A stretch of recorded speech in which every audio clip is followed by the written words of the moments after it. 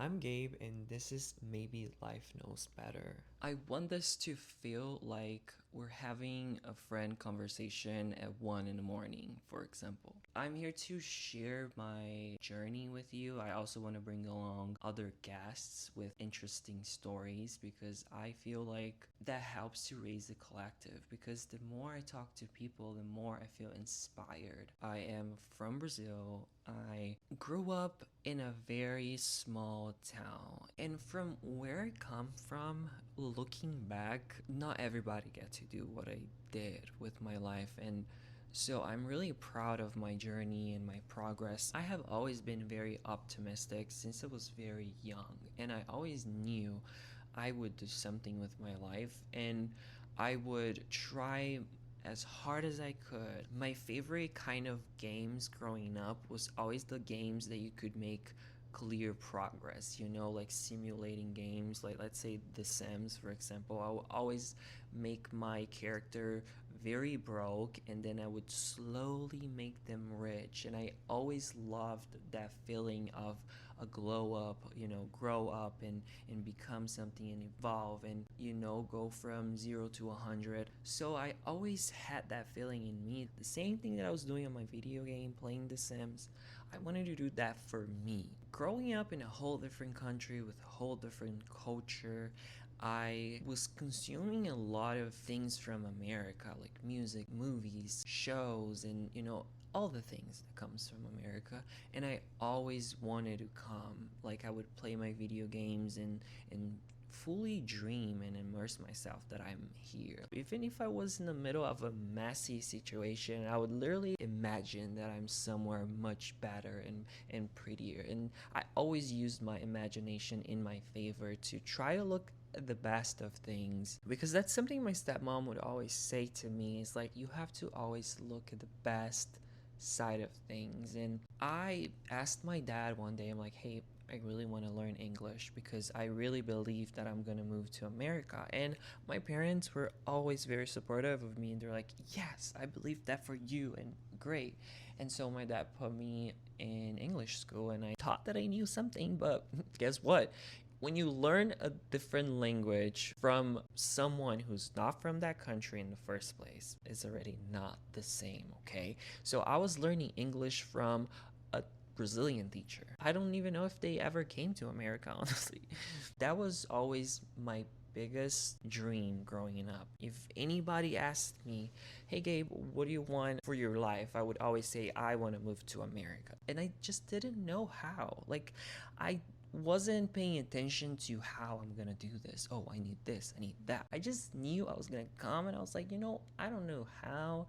I don't need to know how. I just know I will make it eventually, no matter what. And I'm gonna keep trying. I would go to school, and I remember specifically this day because everything that I had said that day happened. And so that's why I'm a true believer in the power of manifestation, affirming something so deep from your core because you know it's gonna happen. I was in 8th grade, I believe. It was during lunch break, and I was with my friends, and I was like, hey guys, in 2 years from now, I'm gonna move to America. I'm gonna do my senior year in America so I can fully learn the language. And then I'm gonna get my first car, and I'm gonna drive to school because I always thought it was so incredible that in America you can drive when you're 16. It's so funny because I was very firm about it, and I was like, yeah, you guys better enjoy me during this time because I will be gone, telling you. And then literally everything I said happened. 2 years from that date, I moved to America. I did my senior year of high school in here, fully immersed myself. In 6 months, I was already fluent. I was driving my very first car to high school, and that was such a dream. Like, when I think about that and I go back in my head and I think about that feeling alone, I literally growing up always dreamed of driving my own car to high school, and I always thought that was incredible that you could do that here. And not so long after, I was doing exactly that. It felt like I was in a dream. And it's something that could be so small for you or for most people. Like, who cares, you're driving your car to school? But to me, it was like, oh my God, I'm living my dream. Literally, just to wake up in here. I'm living my dream every day. And I know that my younger self would be so proud of me. I did it. It wasn't easy. The process to get here wasn't easy. There was a lot of compromise. I had to leave people behind, friends and family, and really dive deep into something completely new. And so I was learning everything new, a new culture, trying to adapt, trying to learn the language, trying to make friends, trying to feel home. I struggle a lot because when I moved to America was when I was figuring it out myself and what I like, and realizing that I'm not conventional. I am different, and I like different things, and that's what really makes me special, And it took me a really long time to understand that, because my whole life I grew up trying to be someone else, trying to create this character just to please other people around me.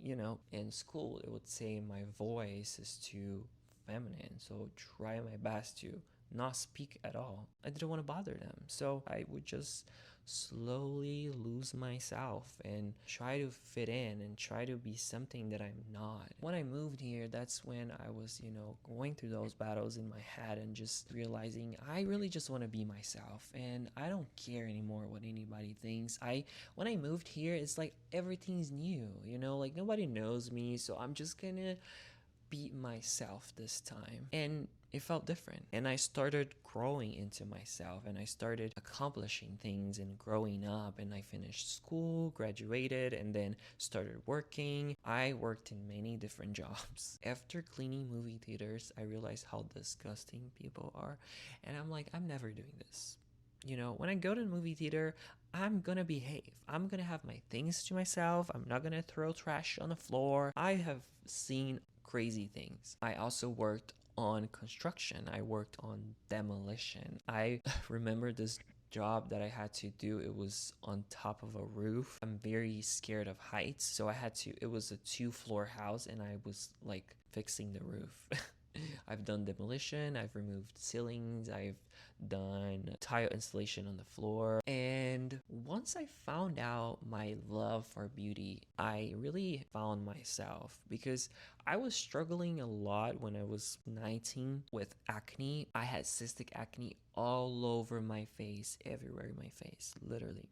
It was horrible and painful. So I really started investing time into learning about skin, and then I fell in love with it. And then I cured my acne. And I realized that the things that I was doing on myself had actually a category, and it was called esthetician. And I was like, you know what? If I did that for myself, I want to do this to other people, because I know the impact that it had in my confidence. And at the same time, I was playing with makeup and doing professional makeup here and there. And so I just started growing that feeling and that desire. And I remember quitting my job. I didn't know what I was going to do, but I just quit my job, and I'm like, I'm going to go to beauty school. And I did. Started taking clients, but it wasn't enough. It wasn't enough, because that whole part of my life in America happened in Jacksonville, Florida. I lived there for 5 years. I was like, I'm not feeling fulfilled. I don't feel happy here. I don't like it. So if I'm starting from the ground up in Jacksonville, I'm gonna do that in Miami. So you know what I did? Packed everything, told my parents, hey, I'm leaving. Goodbye. Just kidding. I said, hey guys, going to Miami, and I did it. Started a whole new life in Miami, and I went through a lot. But that's something that we should talk about on next episode. Thank you so much for listening. I am Gabe Losada. This is Maybe Life Knows Better, and I'll see you on the next episode.